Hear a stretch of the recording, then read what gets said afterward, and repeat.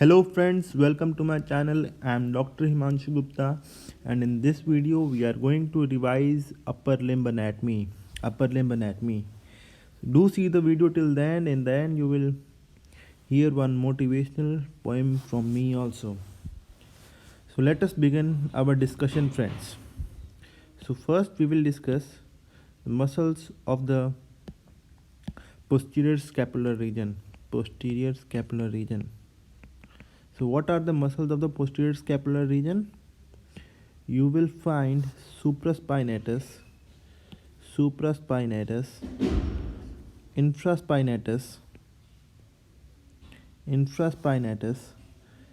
teres minor, teres major, and from here you get the insertion of rhomboides. So I will be asking you the questions in between and try to think the answers. So we will discuss their actions and their nerve supply. So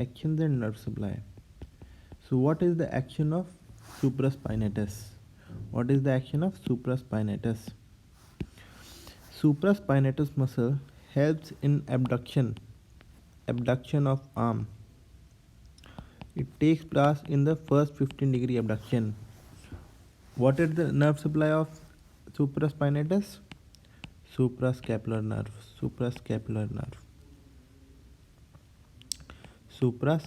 nerve. Now, what is the action of infraspinatus? Supraspinatus, infraspinatus, and teres minor. These are muscles of rotator cuff. These are muscles of rotator cuff. Okay, friends. So these muscles attach on the greater tubercle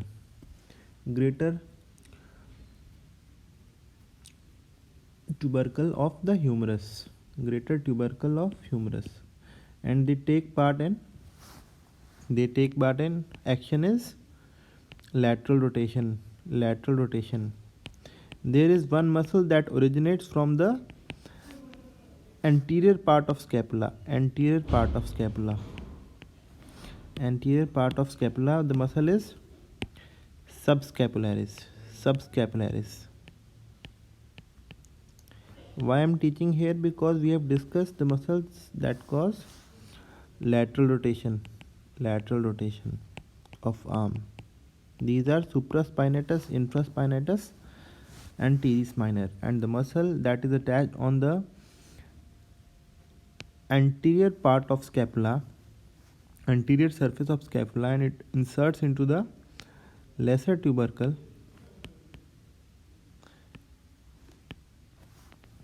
It causes medial rotation. And what is the nerve supply of subscapularis?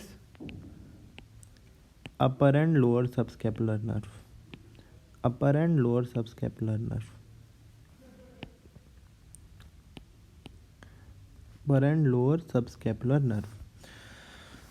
So you know the nerve supply of teres minor, friends. It is axillary nerve.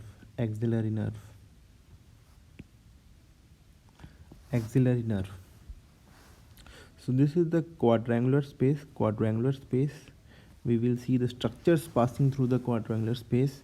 This is the lower triangular interval or lower triangular space, and this is upper triangular space, lower triangular space, and quadrangular space. As you can see, the boundaries of the upper triangular space are teres minor, upper boundary. Lower boundary is formed by teres major,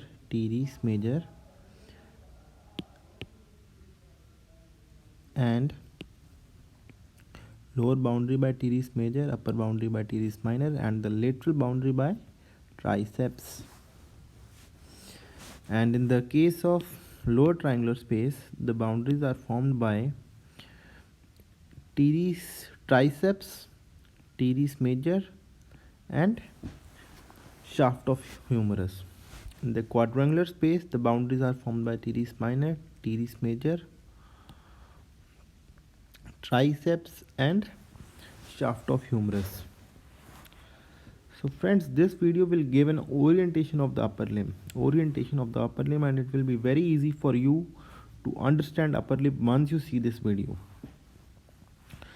So teres major, now we come to the teres major. Friends, what is the attachment of teres major? Teres major inserts onto the medial lip of bicipital groove. And what is the nerve supply of teres major? Nerve supply of teres major, it is, people usually make mistake in the nerve supply of teres major. It is lower subscapular nerve, lower subscapular nerve. So now you know that upper and lower subscapular nerve supplies subscapularis, lower subscapular nerve supplies teres major, and teres minor nerve supplies axillary nerve.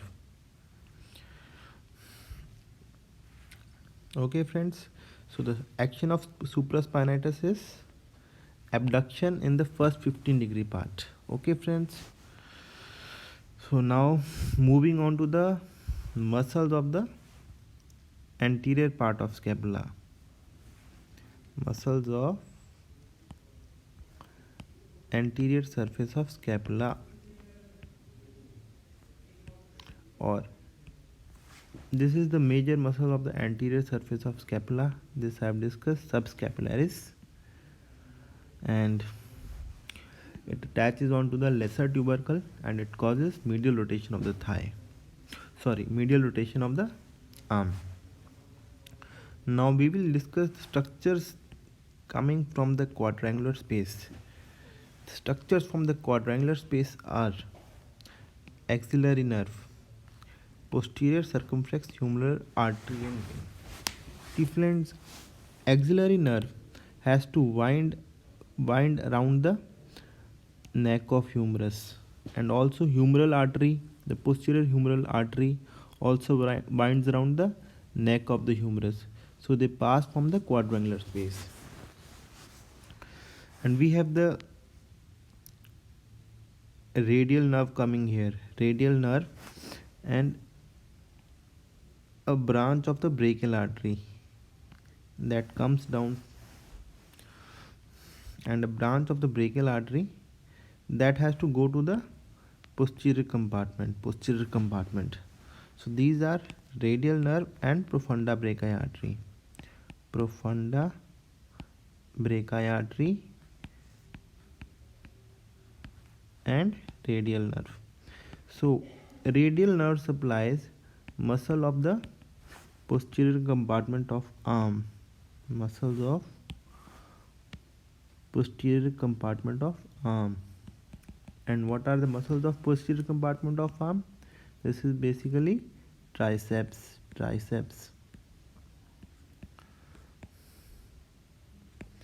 And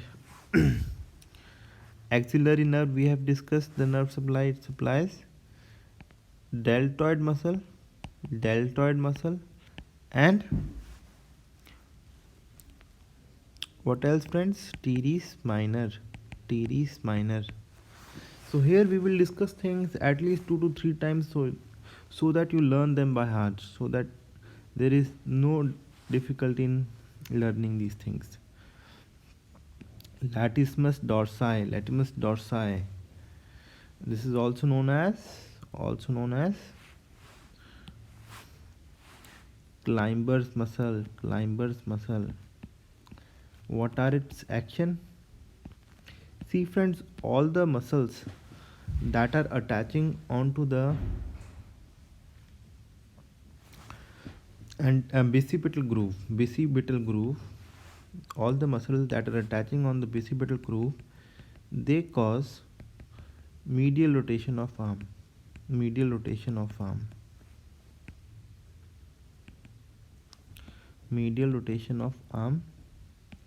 Okay, and what is the attachment of latissimus dorsi? Latissimus dorsi is called lady between two minors. Lady between two minors, because it is attached onto the floor of the bicipital groove. Floor of bicipital groove. Now you have seen the muscle that is attached onto the medial lip. On the medial lip it is teres major. On the lateral lip of bicipital groove, you will see the attachment of biceps major. Biceps major. Biceps major. So you see the muscles on the floor of the bicipital groove. It is latissimus dorsi. Latissimus dorsi. On the medial lip it is teres major. Teres major. On the medial lip it is teres major, and on the lateral lip it will be biceps major. Biceps major. Okay friends, so now what is the nerve supply of latissimus dorsi? What is the nerve supply? That is an important question. The nerve supply is thoracodorsal nerve. Thoracodorsal nerve.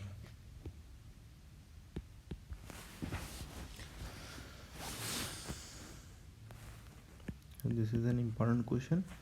And what are the structures passing through the upper triangular spaces? Posterior circumflex scapular artery, which is a branch of subscapular artery. Branch of subscapular artery. Friends, we will discuss the axillary artery in detail, don't worry. So now coming to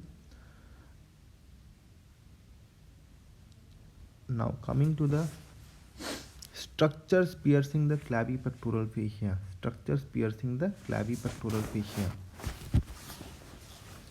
What do you think? What are the structures piercing the clavipectoral fascia?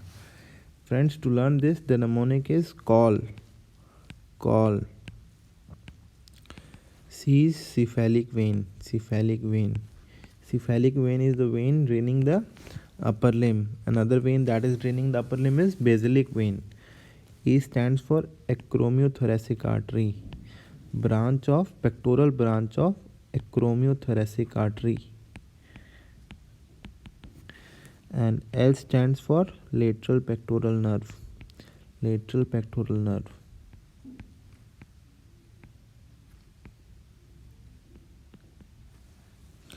And L stands for lymphatics. So these are the structures piercing the clavipectoral fascia.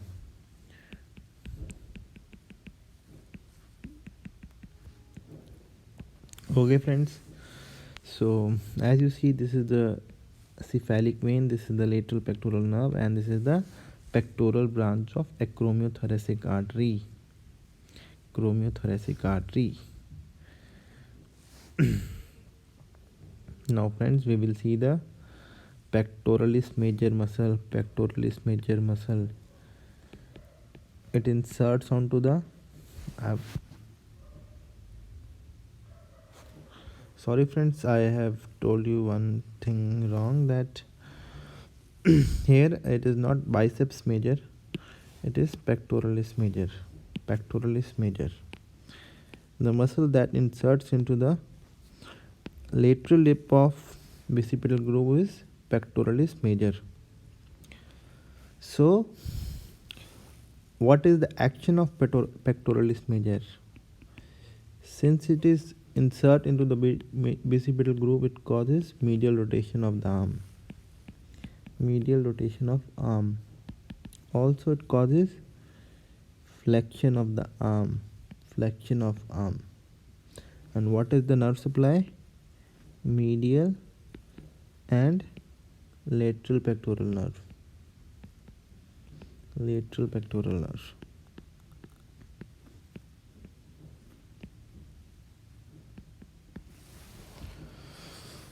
Okay friends, and as you see, it takes origin from the clavicle, it takes from the origin from the sternum and from the lower six ribs, and it inserts onto the lateral lip of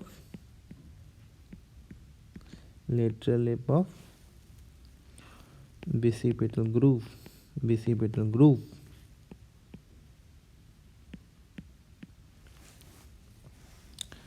Okay friends, now we will discuss the branches of axillary artery.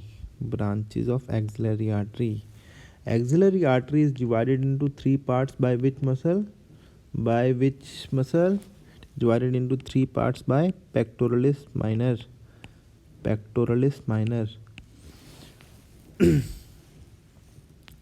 So from the part medial to the uh, part above the pectoralis minor, this is the pectoralis minor muscle. The first artery that originates is superior thoracic artery. Then the part behind the pectoralis minor, it gives rise to two branches: the thoracoacromial artery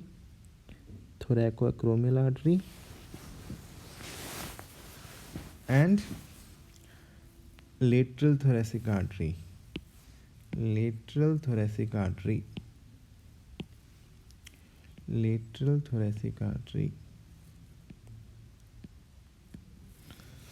Thoracoacromial artery further has four branches. It gives branches to pectoral, the clavicle, the acromion. Okay friends, then from the third part of axillary artery, it has three branches: the subscapularis artery, the anterior circumflex humeral artery, and posterior circumflex humeral artery. Okay, so these are the branches of the axillary artery: superior thoracic artery, the thoracoacromial artery, the lateral thoracic artery,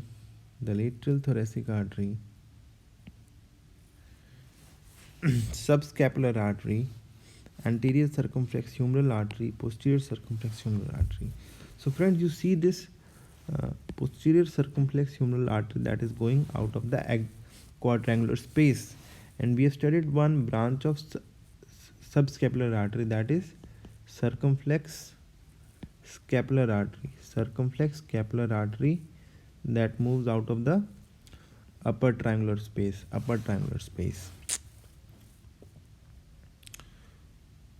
Okay friends, you see here also. Now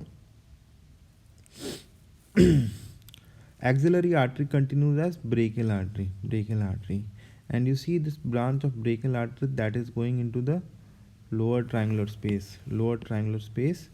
It is profunda brachii artery.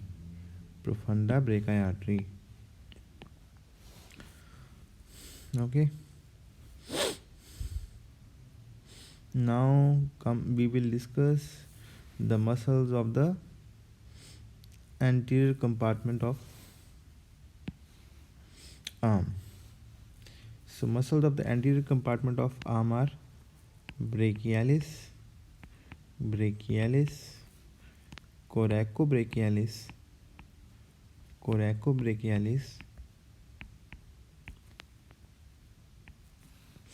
and biceps brachii. Okay friends, so these are the three muscles of the anterior compartment of arm, and these are supplied by musculocutaneous nerve.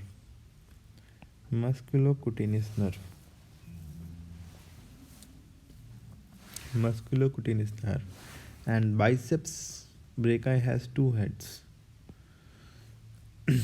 One is the long head, one is the short head. So you have to remember two muscles that originate from the coracoid process. Coracoid process. One is coracobrachialis, coracobrachialis, and one is short head of biceps brachii. Short head of biceps brachii. Okay, friends. Now we will discuss the brachial plexus in detail. Brachial plexus in detail.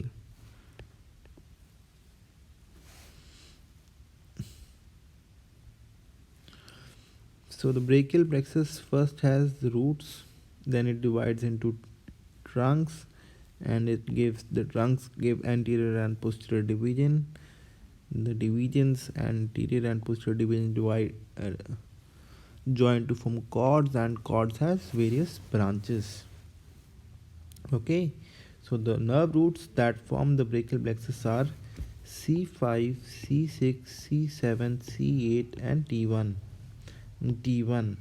So you have to remember the nerves that originate from the nerve roots. These are dorsal scapular nerve,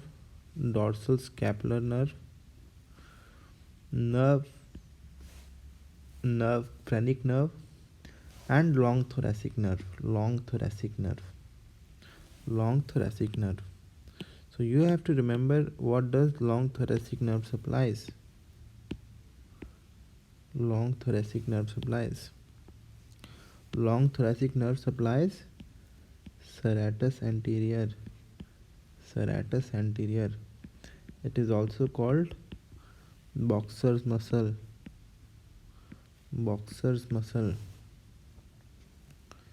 Because it causes protraction of shoulder.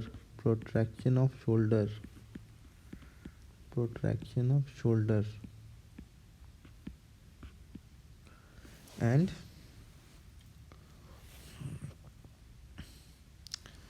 protraction of shoulder, boxer's muscle, and injury to long thoracic nerve leads to winging of scapula.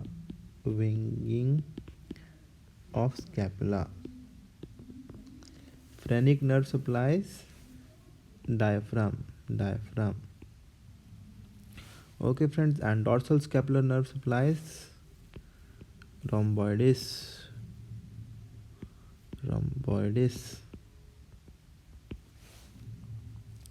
Now these will form superior root, middle root and inferior root.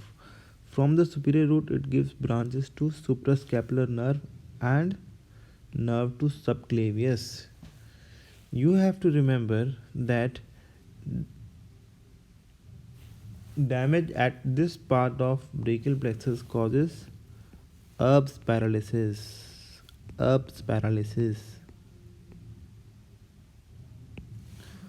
And the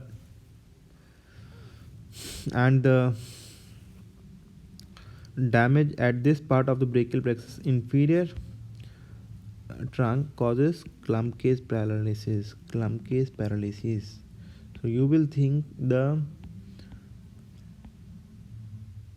clinical features of these. Okay, friends.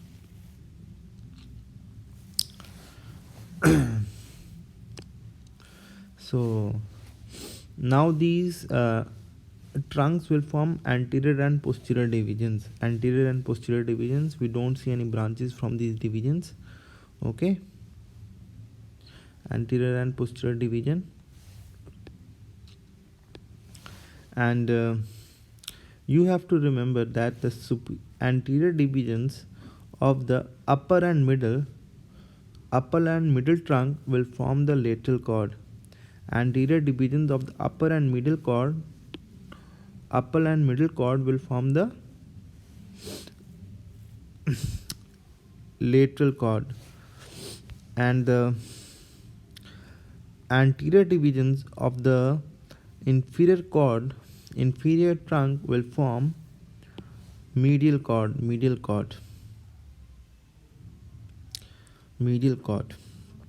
Okay, friends. Now we will discuss the branches of medial cord.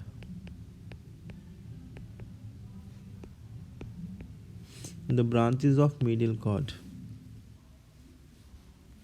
The branches of medial cord are, you can remember it by the mnemonic M for U. M for U.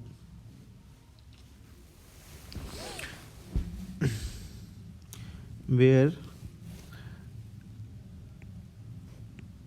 M stands for medial cutaneous nerve of arm, medial cutaneous nerve of arm, medial cutaneous nerve of forearm, medial pectoral nerve, medial pectoral nerve, and medial branch of median nerve, medial branch of median nerve, and at last ulnar nerve, ulnar nerve.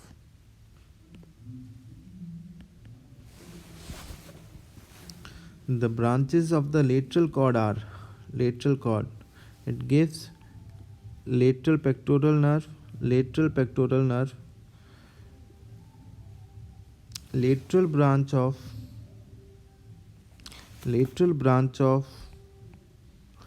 median nerve, and musculocutaneous nerve.